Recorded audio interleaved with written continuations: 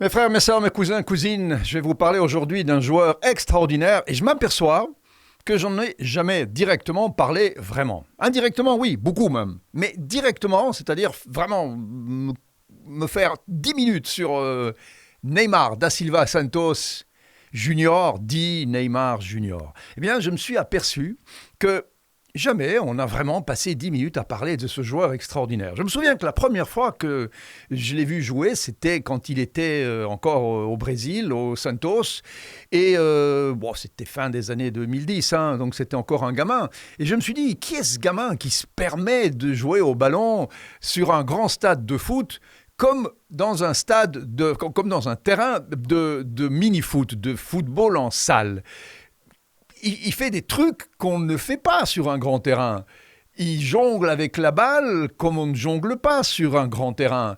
Il était tout fragile, tout gracile. Souvenez-vous de Neymar. Je ne sais pas combien il pesait. Bon, d'abord, il n'est pas très grand, hein, 1,75 m, mais il devait, à tout casser, tourner autour de 65 kilos. Il était léger, mais quand il partait balle au pied, alors là, c'était un magicien. Alors c'est vrai, je me suis dit à ce moment-là, s'il va jouer en Europe, il va se faire tuer. Il va se faire défoncer. Il va se faire massacrer parce que physiquement, si on fait un petit numéro comme ça, un défenseur européen, ça va passer une fois, ça va pas passer la deuxième fois. Et donc je me suis dit, très vite, ce joueur-là, il va recevoir des coups, beaucoup de coups. Et c'est ce qui s'est passé. Neymar, dans sa carrière, il a pris énormément de coups. Et on peut se dire que c'est probablement ça aussi qui a probablement abrégé une carrière phénoménale. Parce qu'on peut voir Neymar de deux façons. Un surdoué, on sera tous d'accord. Neymar Junior, c'est un surdoué. Un enfant gâté, probablement, peut-être pas. Mais un enfant qui a été battu sur les terrains, oui. Et ça a endommagé ses pieds magiques. Parce qu'on peut dire ce qu'on veut. Mais quand on est blessé autant de fois que Neymar a été blessé, c'est dur de revenir de blessure, de reprendre le collier, de revenir sur les terrains d'entraînement. C'est très très dur. Ceux qui ont fait du foot, et je sais que vous êtes, vous, parmi ceux qui nous regardaient, il y en a pas mal qui ont fait du foot à petit, moyen, et parfois même, je suis surpris, à des niveaux intéressants. Donc vous savez combien c'est difficile de revenir de blessures. Il y a des joueurs qui ont eu beaucoup de chance dans leur carrière. C'est d'échapper aux blessures. Alors vous allez me dire, il y a peut-être moyen d'échapper aux blessures. Voilà, il y a des joueurs qui ont, comme Maradona, je ne sais pas comment il faisait, mais il anticipait, il sautait sur les défenseurs. On a essayé de le massacrer beaucoup de fois aussi. Avant, les joueurs, on les massacrait. Après, les arbitres ont quand même protégé les artistes et on a donné des cartons jaunes et rouges beaucoup plus vite qu'on ne le faisait dans le foot des années 80, 90, 2000. Aujourd'hui, heureusement, les artistes sont protégés et les défenseurs sont certainement punis à la hauteur de leurs méfaits. Mais Neymar, quand il est au Santos en 2011 et qu'il joue la finale de la Coupe intercontinentale contre Barcelone, il se dit... Alors là, le niveau européen, il est là. Le niveau brésilien, il est là. Ils prennent 4-0, mais ils auraient pu prendre 8-0, 9-0. Mais si il illumine, il éclabousse la partie de son talent. Neymar, qui était une star au Brésil, il était déjà élu le meilleur joueur du Brésil en 2011. Qu'est-ce qu'il se dit ? Il se dit, je joue vraiment à un niveau totalement insuffisant. Si je veux être un grand joueur, il faut que j'aille jouer en Europe. Et là, il est acheté pour pas grand-chose d'ailleurs. Après, il y aura un scandale sur le prix du transfert. On ne saura jamais si c'était 50 millions le prix qui a été annoncé ou 80 millions le prix qui n'a pas été annoncé. Bon, ben voilà. Neymar va à Barcelone. Mais en allant à Barcelone, quelque part, il sait qu'il va jouer à l'ombre de Messi. C'est normal. Quand il a été face à Messi, il y en a un qui lui a dit, le chef, le patron, le Dieu, c'est moi. Toi, tu es un demi-dieu. Moi, je suis le Dieu vivant. Et quand Neymar joue avec Messi et Suarez, eh bien, il prend une place importante, mais il n'est pas le chef d'orchestre. Et quand il est transféré au PSG pour 222 millions d'euros, le transfert le plus cher de l'histoire, c'est parce qu'il a réalisé cette fameuse remontada face au PSG, parce que c'est lui qui, ce jour-là, plus que Messi, enfonce le PSG lors de ce fameux 6-1.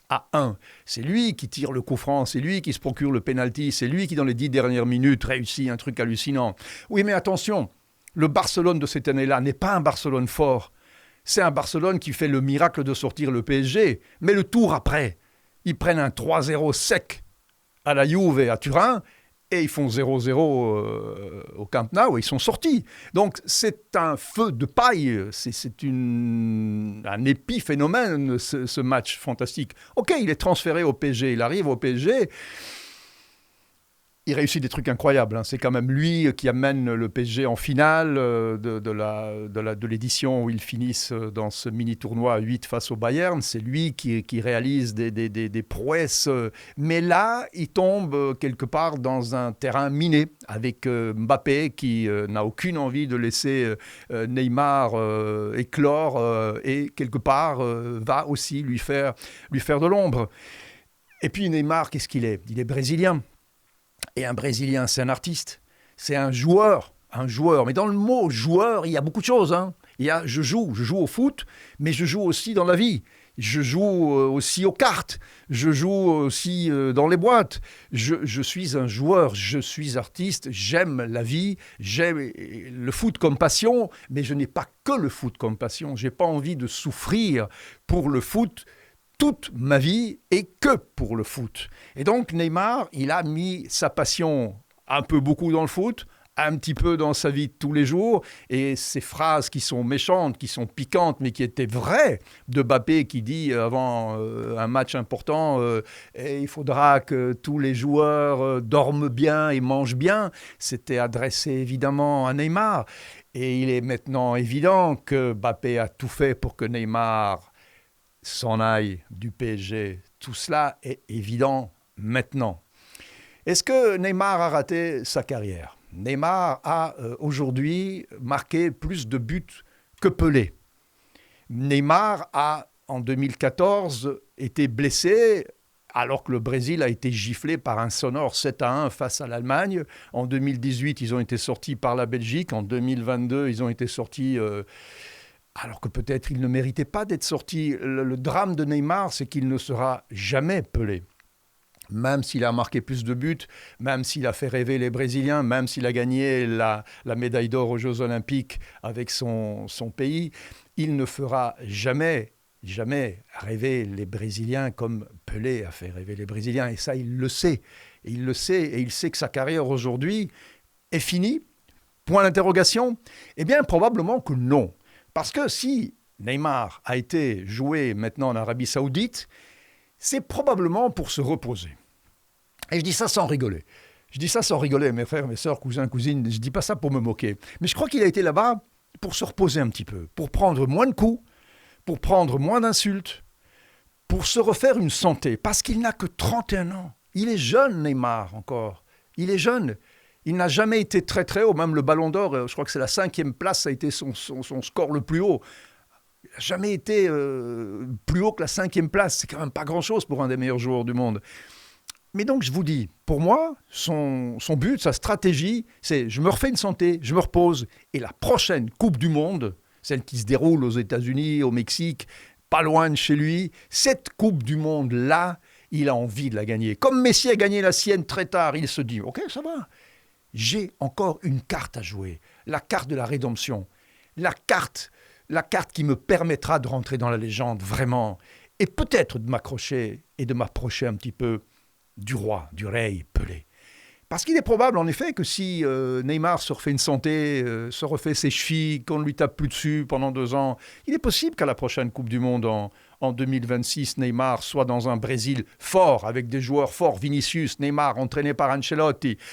Et si le Brésil était champion du monde en 2026 ? Et si Neymar soulevait cette Coupe du Monde ? Est-ce qu'on pourrait dire, alors finalement, que Neymar est un joueur immense, grandissime, qui a un trophée à mettre sur sa tête, alors que maintenant il se promène un petit peu, son chapeau un petit peu tout nu ? Probablement que oui. Alors voilà.